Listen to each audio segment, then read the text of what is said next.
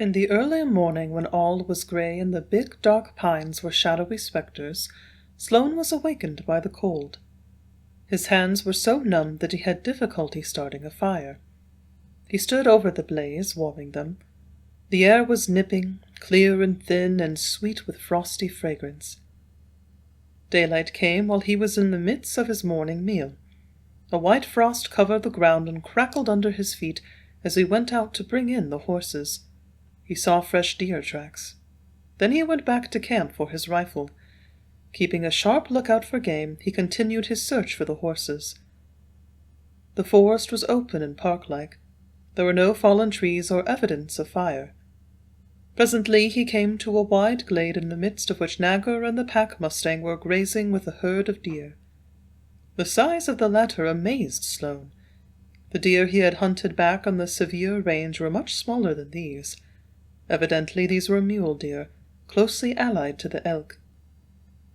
They were so tame they stood facing him curiously with long ears erect. It was sheer murder to kill a deer standing and watching like that, but Slone was out of meat and hungry and facing a long, hard trip. He shot a buck which leapt spasmodically away, trying to follow the herd, and fell at the edge of the glade. Slone cut out a haunch, then, catching the horses, he returned to camp where he packed and saddled, and at once rode out on the dim trail. The wildness of the country he was entering was evident in the fact that as he passed the glade where he had shot the deer a few minutes before, there were coyotes quarreling over the carcass. Slone could see ahead and on each side several 100 yards, and presently he ascertained that the forest floor was not so level as he supposed. He had entered a valley, or was traversing a wide, gently sloping pass. He went through thickets of juniper, and had to go around clumps of quaking asp. The pines grew larger and farther apart. Cedars and pinyons had been left behind, and he had met with no silver spruces after leaving camp. Probably that point was the height of a divide. There were banks of snow in some of the hollows on the north side. Evidently the snow had very recently melted, and it was evident also that the depths of snow through here had been fully 10 feet, judging from the mutilation of the juniper trees where the deer, standing on the hard frozen crust, had browsed upon the branches. The quiet of the forest thrilled Slone, and the only movement was the occasional grey flash of a deer or a coyote across the glade. No birds of any species crossed Slone's sight. He came presently upon a lion track in the trail, made probably a day before. Slone grew curious about it, seeing how it held, as he was holding, to Wildfire's tracks. After a mile or so he made sure the lion had been trailing the stallion, and for a second he felt a cold contraction of his heart. Already he loved Wildfire, and by virtue of all this toil of travel considered the wild horse his property. No lion could ever get close to Wildfire, he soliloquized with a short laugh. Of that he was absolutely certain. The sun rose, melting the frost, and a breath of warm air laden with the scent of pine moved heavily under the huge yellow trees. Slone passed a point where the remains of an old campfire and a pile of deer antlers were further proof that Indians visited this plateau to hunt. From this camp broader, more deeply defined trails led away to the south and east. Slone kept to the east trail, in which Wildfire's tracks and those of the lion showed clearly. It was about the middle of the forenoon when the tracks of the stallion and lion left the trail to lead up a little draw where grass grew thick.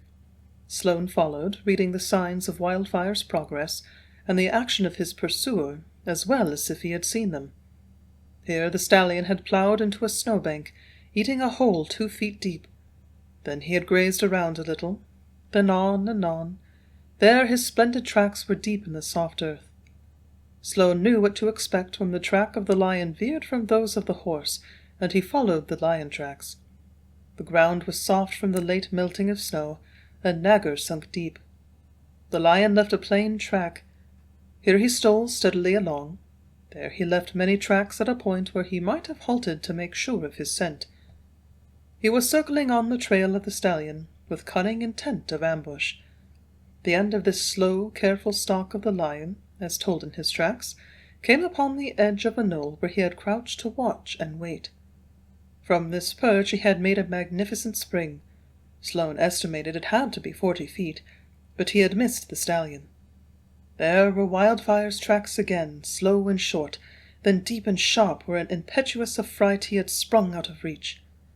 A second leap of the lion, and then lessening bounds, and finally an abrupt turn from Wildfire's trail, told the futility of that stalk. Slone made certain that Wildfire was so keen that as he grazed along he had kept to open ground. Wildfire had run for a mile, and slowed down to a trot, and he had circled to get back to the trail he had left. Slone believed the horse was just so intelligent. At any rate, Wildfire struck the trail again, and turned at right angles to follow it. Here the forest floor appeared perfectly level. Patches of snow became frequent, and larger as Slone went on. At length the patches closed up, and soon extended as far as he could see. It was soft, fording difficult travel. Slone crossed hundreds of deer tracks, and the trail he was on eventually became a deer runway. Presently, far down one of the aisles between the great pines, Slone saw what appeared to be a yellow cliff far away. It puzzled him, and as he went on he received the impression that the forest dropped out of sight ahead. Then the trees grew thicker, obstructing his view. Presently the trail became soggy, and he had to help his horse. The mustang floundered in the soft snow and earth. Cedars and pinyons appeared again, making travel still more laborious. All at once there came to Slone a strange consciousness of light and wind and space and void. On the instant his horse halted with a snort. Slone quickly looked up. Had he come to the end of the world? An abyss, a canyon yawned beneath him, beyond all comparison in its greatness. His keen eye, educated to desert distance and dimension, swept down and across, taking in the tremendous truth, before it staggered his comprehension. But a second sweeping glance, slower, became intoxicated with what it beheld, saw gigantic cliff steps and yellow slopes dotted with cedars, leading down to clefts filled with purple smoke, and these led on and on to a ragged red world of rock, bare, shining, bold, uplifted in mesa, dome, peak, and crag, clear and strange in the morning light, still and sleeping like death. This, then, was the great canyon, which had seemed like a hunter's fable rather than truth. Slone's sight dimmed, blurring the spectacle, and he found that his eyes had been filled with tears. He wiped them away and looked again and again, until he was confounded by the vastness and the grandeur and the vague sadness of the scene. Nothing he had ever looked at had affected him like this canyon, although the stewards had tried to prepare him for it. It was the horse-hunter's passion that reminded him of his pursuit. The deer trail led down through a break in the wall. Only a few rods of it could be seen. This trail was passable, even though choked with snow, but the depth beyond this wall seemed to fascinate Slone and hold him back, used as he was to desert trails. Then the clean marks of Wildfire's hoof brought back the old thrill. "This place fits you, Wildfire," muttered Slone, dismounting. He started down, leading Nagger. The mustang followed. Slone kept to the wall side of the trail, fearing the horses might slip. The snow held firmly at first, and Slone had no trouble. The gap in the rim rock widened to a slope thickly grown over with cedars and pinyons and manzanita. This growth made the descent more laborious, yet afforded means at least for Slone to go down with less danger. There was no stopping. Once started, the horses had to keep on. Slone saw the impossibility of ever climbing out while that snow was there. The trail zigzagged down and down. Very soon the yellow wall hung tremendously over him, straight up. The snow became thinner and softer. The horses began to slip. They slid on their haunches. Fortunately, the slope grew less steep, and Slone could see below where it reached out to comparatively level ground. Still, a mishap might yet occur. Slone kept as close to Nagger as possible, helping him whenever he could do it. The mustang slipped, rolled over, and then slipped past Slone, went down the slope to bring up in a cedar. Slone worked down to him and extricated him. Then the huge nagger began to slide.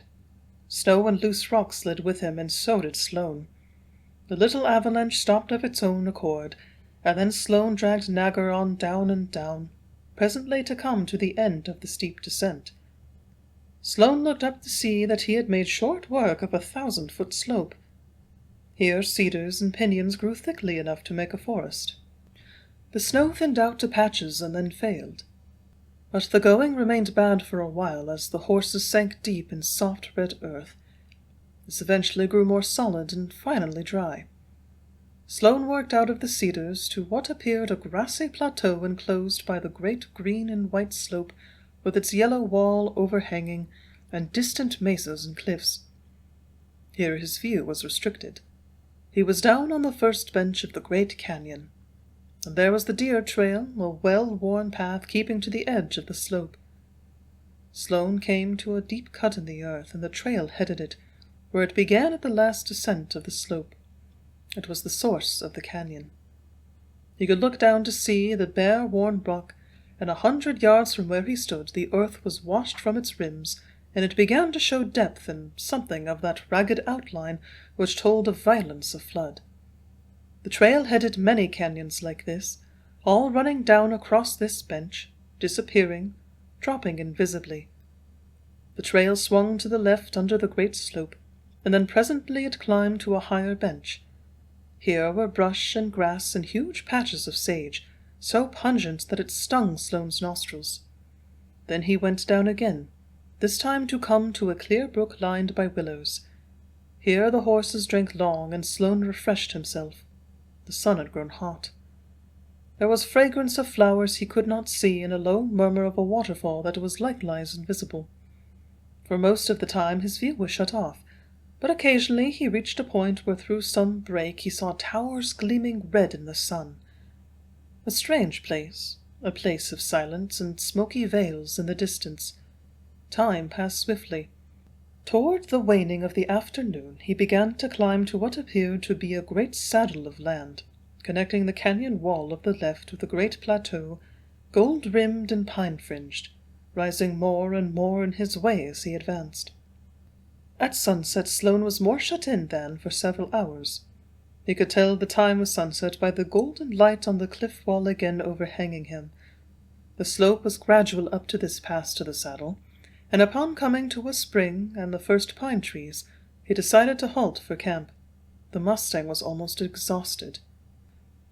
Thereupon he hobbled the horses in luxuriant grass round the spring, and then he unrolled his pack. Once as dusk came stealing down, while he was eating his meal, Nagger whistled in fright. Slone saw a grey pantherish form gliding away into the shadows. He took a quick shot at it, but missed. "It's lion country, all right," he said. And then he set about building a big fire on the other side of the grassy plot, so to have the horses between fires. He cut all the venison into thin strips and spent an hour roasting them. Then he lay down to rest, and he said, "Wonder where Wildfire is tonight. Am I closer to him? Where's he heading for?" The night was warm and still. It was black near the huge cliff, and overhead velvety blue, with stars of white fire. It seemed to him that he had become more thoughtful and observing of the aspects of his wild environment, and he felt a welcome consciousness of loneliness. Then sleep came to him, and the night seemed short. In the grey dawn he arose refreshed. The horses were restive. Nagger snorted a welcome. Evidently they had passed an uneasy night.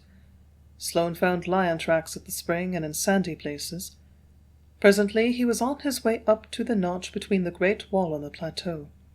A growth of thick scrub oak made travel difficult.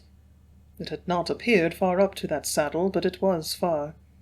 There were straggling pine trees and huge rocks that obstructed his gaze, but once up he saw that the saddle was only a narrow ridge, curved to slope up on both sides. Straight before Slone and under him opened the canyon. Blazing and glorious along the peaks and ramparts, where the rising sun struck, misty and smoky and shadowy down in those mysterious depths. It took an effort not to keep on gazing, but Slone turned to the grim business of his pursuit. The trail he saw leading down had been made by Indians.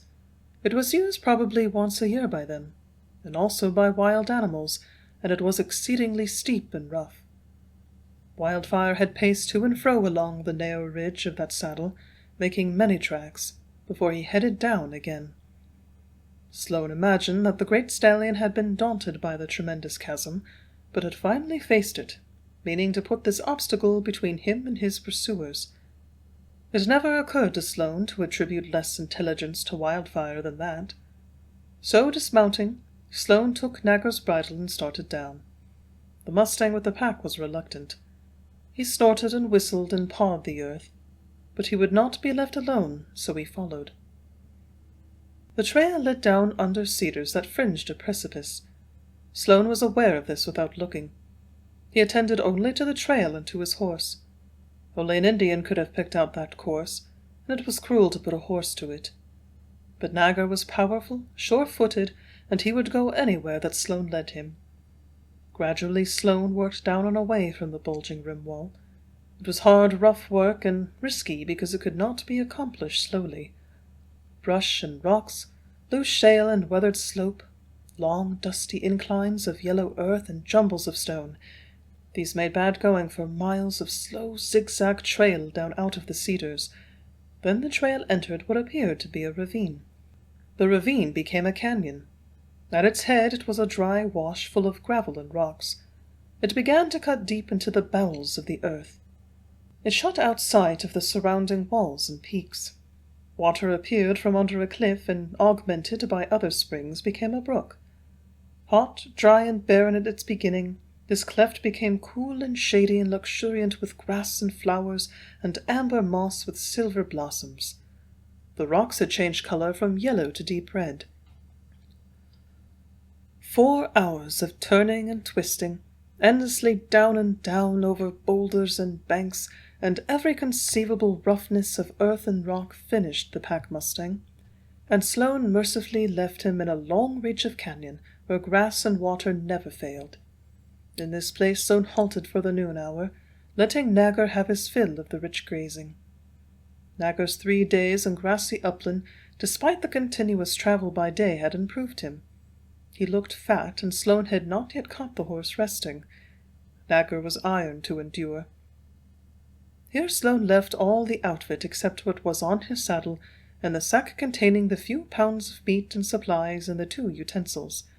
This sack he tied on to the back of his saddle and resumed his journey. Presently he came to a place where Wildfire had doubled on his trail and had turned up a side canyon. The climb out was hard on Slone, if not on Nagger. Once up, Slone found himself upon a wide, barren plateau of glaring red rock and clumps of greasewood and cactus. The plateau was miles wide, shut in by great walls and mesas of colored rock. The afternoon sun beat down fiercely. A blast of wind as if from a furnace swept across the plateau, and it was laden with red dust. Slone walked here, where he could have ridden, and he made several miles of up and down progress over this rough plateau. The great walls of the opposite side of the canyon loomed appreciably closer. What, Slone wondered, was at the bottom of this rent in the earth? The great desert river was down there, of course, but he knew nothing of it. Would that turn back Wildfire?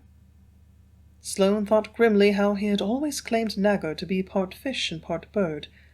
Wildfire was not going to escape. By and by only isolated mescal plants with long yellow-plumed spears broke the bare monotony of the plateau, and Slone passed from red sand and gravel to a red soft shale, and from that to hard red rock. Here Wildfire's tracks were lost the first time in 7 weeks. But Slone had his direction down that plateau with the cleavage lines of canyons to right and left. At times Slone found a vestige of an old Indian trail, and this made him doubly sure of being right. He did not need to have Wildfire's tracks. He let Nagger pick the way, and the horse made no mistake in finding the line of least resistance. But that grew harder and harder. This bare rock like a file would soon wear Wildfire's hooves thin, and Slone rejoiced. Perhaps somewhere down in this awful chasm he and Nagger could have it out with the stallion. Slone began to look far ahead, beginning to believe that he might see Wildfire. Twice he had seen Wildfire, but only at a distance. Then he had resembled a running streak of fire, whence his name, which Slone had given him. This bare region of rock began to be cut up into gullies. It was necessary to head them or to climb in and out. Miles of travel really meant little progress straight ahead, but Slone kept on. He was hot and Nagger was hot, and that made hard work easier. Sometimes on the wind came a low thunder. Was it a storm or an avalanche slipping or falling water? He could not tell. The sound was significant and haunting. Of one thing he was sure, that he could not have found his back trail, but he divined that he was never to retrace his steps on this journey. The stretch of broken plateau before him grew wilder and bolder of outline, darker in color, weirder in aspect, and progress across it grew slower and more dangerous. There were many places Nagger should not have been put to, where a slip meant a broken leg, but Slone could not turn back, and something besides an indomitable spirit kept him going. Again the sound resembling thunder assailed his ears, louder this time. The plateau appeared to be ending in a series of great capes or promontories. Slone feared he would soon come out upon a promontory from which he might see the impossibility of future travel. He felt relieved down in the gullies where he could not see far. He climbed out of one, presently, from which there extended a narrow ledge with a slant too perilous for any horse. He stepped out upon that with far less confidence than Nagger. To the right was a bulge of low wall, and a few feet to left a dark precipice. The trail here was faintly outlined, and it was 6 inches wide and slanting as well. It seemed endless to Slone, that ledge. He looked only down at his feet and listened to Nagger's steps. The big horse trod carefully, but naturally, and he did not slip. That ledge extended in a long curve, turning slowly away from the precipice, and ascending a little at the further end. Slone drew a deep breath of relief when he led Nagger up on level rock. Suddenly a strange yet familiar sound halted Slone, as if he had been struck. The wild, shrill, high-pitched, piercing whistle of a stallion. Nagger neighed a blast in reply and pounded the rock with his iron-shod hoofs. With a thrill, Slone looked ahead. There, some few hundred yards distant, on a promontory, stood a red horse. "My lord, it's Wildfire!" breathed Slone tensely. He could not believe his sight. He imagined he was dreaming. But as Nagger stamped and snorted defiance, Slone looked with fixed and keen gaze, and knew that the beautiful picture was no lie. Wildfire was as red as fire. His long mane, wild in the wind, was like a whipping black-streaked flame. Silhouetted there against the canyon background, he seemed gigantic, a demon horse, ready to plunge into fiery depths. He was looking back over his shoulder, his head very high, and every line of him was instinct with wildness. Again he sent out that shrill, air-splitting whistle. Slone understood it to be a clarion call to Nagger. If Nagger had been alone, Wildfire would have killed him. The red stallion was a killer of horses. All over the Utah ranges he had left the trail of a murderer. Nagger understood this too, for he whistled back in rage and terror. It took an iron arm to hold him. Then Wildfire plunged, apparently down, and vanished from Slone's sight. Slone hurried onward, to be blocked by a huge crack in the rocky plateau. This he had to head, and then another and like obstacle checked his haste to reach that promontory. He was forced to go more slowly. Wildfire had been close only as to sight, and this was the great canyon that dwarfed distance and magnified proximity. Climbing down and up, toiling on, he at last learned patience. He had seen Wildfire at close range. That was enough. And so he plodded on, once more returning to careful regard of Nagger. It took an hour of work to reach the point where Wildfire had disappeared. A promontory indeed it was, overhanging a valley 1,000 feet below. A white torrent of a stream wound through it.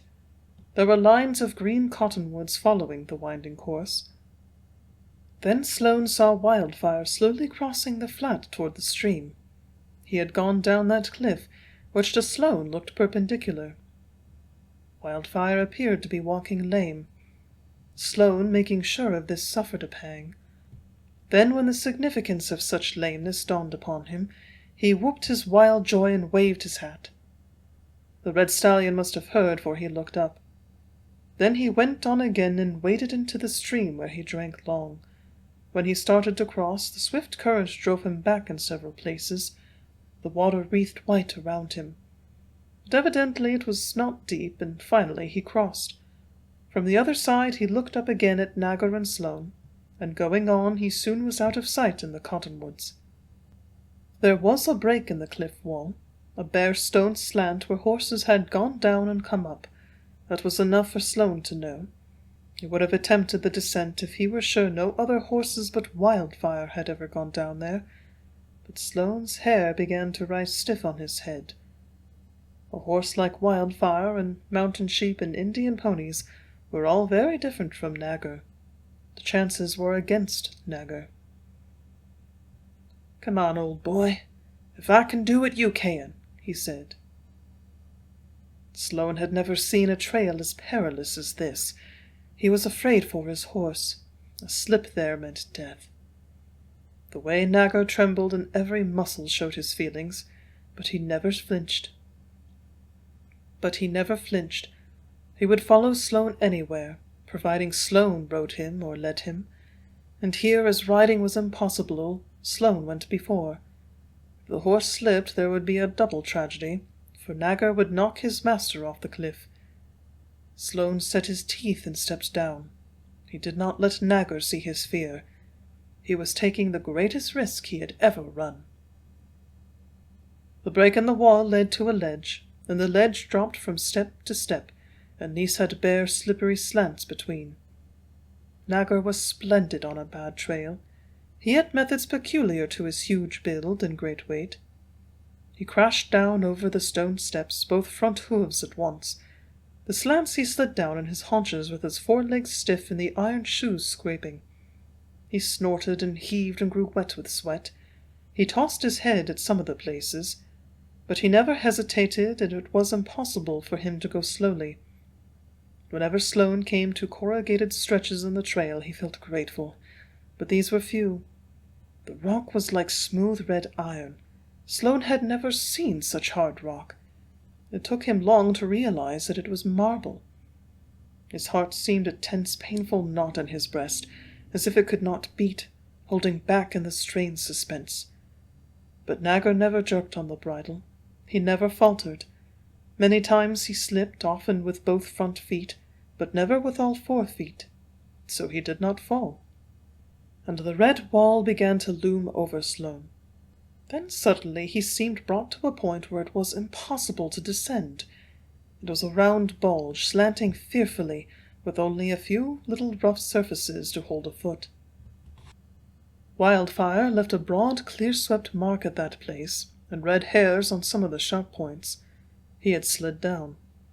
Below was an offset that fortunately prevented further sliding. Slone started to walk down this place, but when Nagger began to slide, Slone had to let go the bridle and jump. Both he and the horse landed safely. Luck was with them. And they went on, down and down, to reach the base of the great wall, scraped and exhausted, wet with sweat, but unhurt. As Slone gazed upward, he felt the impossibility of believing what he knew to be true. He hugged and petted the horse, and then led on to the roaring stream. It was green water, white with foam. Slone waded in and found the water cool and shallow and very swift. He had to hold on to Nagger to keep from being swept downstream. They crossed in safety. There in the sand showed Wildfire's tracks, and there were signs of another Indian camp, half a year old. The shade of the cottonwoods was pleasant. Slone found this valley oppressively hot. There was no wind, and the sand blistered his feet through his boots. Wildfire held to the Indian trail that had guided him down into this wilderness of worn rock, and that trail crossed the stream at every turn of the twisting, narrow valley. Slone enjoyed getting into the water. He hung his gun up over the pommel and let the water roll him. A dozen times he and Naga forded the rushing torrent. Then they came to a box-like closing of the valley to canyon walls, and here the trail evidently followed the stream bed. There was no other way. Slone waded in and stumbled, rolled, and floated ahead of the sturdy horse. Naga was wet to his breast, but he did not fall. This gulch seemed full of a hollow, rushing roar. It opened out into a wide valley, and Wildfire's tracks took to the left side and began to climb the slope. Here traveling was good, considering what had been passed. Once up out of the valley floor, Slone saw Wildfire far ahead, high on the slope. He did not appear to be limping, but he was not going fast. Slone watched as he climbed. What and where would be the end of this chase? Sometimes Wildfire was plain in his sight for a moment, but usually he was hidden by rocks. The slope was one great talus, a jumble of weathered rock fallen from what appeared a mountain of red and yellow wall. Here the heat of the sun fell upon him like fire. The rocks were so hot Slone could not touch them with bare hand. The close of the afternoon was approaching, and the slope was interminably long. Still it was not steep, and the trail was good. At last from the height of slope Wildfire appeared, looking back and down. Then he was gone. Slone plodded upward. Long before he reached that summit he heard the dull rumble of the river. It grew to be a roar, yet it seemed distant.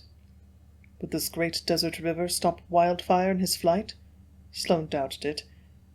He surmounted the ridge to find the canyon opening in a tremendous gap, and to see down, far down, a glittering sun-blasted slope merging into a deep black gulch where a red river swept and chafed and roared.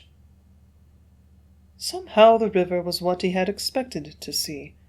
A force that had cut and ground this canyon could have been nothing but a river like that. The trail led down, and Slone had no doubt that it crossed the river and led up out of the canyon. He wanted to stay there and gaze endlessly and listen. At length he began the descent. As he proceeded, it seemed that the roar of the river lessened. He could not understand why this was so. It took half an hour to reach the last level, a ghastly black and iron-ribbed canyon bed, with the river splitting it. He had not had a glimpse of Wildfire on this side of the divide, but he found his tracks, and they led down off the last level, through a notch in the black bank of marble to a sandbar in the river. Wildfire had walked straight off the sand into the water. Slone studied the river and shore. The water ran slow, heavily in sluggish eddies. From far up the canyon came the roar of a rapid, and from below the roar of another, heavier and closer. The river appeared tremendous, in ways Slone felt rather than realized, yet it was not swift. Studying the black, rough wall of rock above him, he saw marks where the river had been 60 feet higher than where he stood on the sand. It was low, then. How lucky for him that he had gotten there before flood season. He believed Wildfire had crossed easily, and he knew Naga could make it. Then he piled and tied his supplies and weapons high on the saddle to keep them dry, and looked for a place to take to the water. Wildfire had sunk deep before realizing the edge. Manifestly he had lunged the last few feet. Slone found a better place and waded in, urging Naga. The big horse plunged, almost going under, and began to swim. Slone kept upstream beside him. He found presently that the water was thick and made him tired, so it was necessary to grasp a stirrup and be towed. The river appeared only a few 100 feet wide, but probably it was wider than it looked. Naga labored heavily near the opposite shore. Still he landed safely upon a rocky bank. There were patches of sand in which Wildfire's tracks showed so fresh that the water had not yet dried out of them. Slone rested his horse before attempting to climb out of that split in the rock. However, Wildfire had found an easy ascent. On this side of the canyon, the bare rock did not predominate. A clear trail led up a dusty, gravelly slope, upon which scant greasewood and cactus appeared. Half an hour's climbing brought Slone to where he could see that he was entering a vast valley, sloping up and narrowing to a notch in the dark cliffs, above which towered a great red wall, and about that slopes of cedar and the yellow rim rock. And scarcely a mile distant, bright in the westering sunlight, shone the red stallion, moving slowly. Slone pressed on steadily. Just before dark he came to an ideal spot to camp. The valley had been closed up, so that the lofty walls cast shadows that met. A clump of cottonwoods surrounding a spring, abundance of rich grass, willows and flowers lining the banks formed an oasis in the bare valley. Slone was tired from the day of ceaseless toil down and up, and he could scarcely keep his eyes open. But he tried to stay awake. The dead silence of the valley, the dry fragrance, the dreaming walls, the advent of night low down, when up on the ramparts the last red rays of the sun lingered, the strange loneliness, these were sweet and comforting to him. And that night's sleep was a moment. He opened his eyes to see the crags and towers and peaks and domes, and the lofty walls of that vast broken chaos of canyons across the river. They were now emerging from misty grey of dawn, growing pink and lilac and purple under the rising sun. He arose and set about his few tasks, which, being soon finished, allowed him an early start. Wildfire had raced along no more than a mile in the lead. Slone looked eagerly up the narrowing canyon, but he was not rewarded by a sight of the stallion. As he progressed up a gradually ascending trail, he became aware of the fact that the notch he had long looked up to was where the great red walls closed in and almost met, and the trail zigzagged up this narrow vent, so steep that only a few steps could be taken without rest. Slone toiled up for an hour, an age, till he was wet, burning, choked, with a great weight on his chest. Yet still he was only halfway up that awful break between the walls. Sometimes he could have tossed a stone down upon a part of the trail, only a few rods below, yet many, many weary steps of actual toil. As he got farther up, the notch widened. What had been scarcely visible from the valley below was now colossal in actual dimensions. The trail was like a twisting mile of thread between two bulging mountain walls, leaning their ledges and fonts over this tilted pass. Slone rested often. Nagar appreciated this and heaved gratefully at every halt. In this monotonous toil Slone forgot the zest of his pursuit, and when Nagar suddenly snorted in fright, Slone was not prepared for what he saw. Above him ran a low red wall, around which evidently the trail led. At the curve, which was a promontory, scarcely 100 feet in an airline above him, he saw something red moving, bobbing, coming into view. It was a horse. Wildfire, no farther away than the length of 3 lassos. There he stood, looking down. He fulfilled all of Sloane's dreams. Only he was bigger. But he was so magnificently proportioned that he did not seem heavy. His coat was shaggy and red. It was not glossy. The color was what made him shine. His mane was like a crest, mounting, then falling low. Slone had never seen such muscle on a horse, yet his outline was graceful, beautiful. The head was indeed that of the wildest of all wild creatures, a stallion born wild, and it was beautiful, savage, splendid, everything but noble. Whatever Wildfire was, he was a devil, a murderer. He had no noble attributes. Slone thought that if a horse could express hate, surely Wildfire did then. It was certain that he did express curiosity and fury. Slone shook a gauntleted fist at the stallion, as if the horse were human. That was a natural action for a rider of his kind. Wildfire turned away, showed bright against the dark background, then disappeared.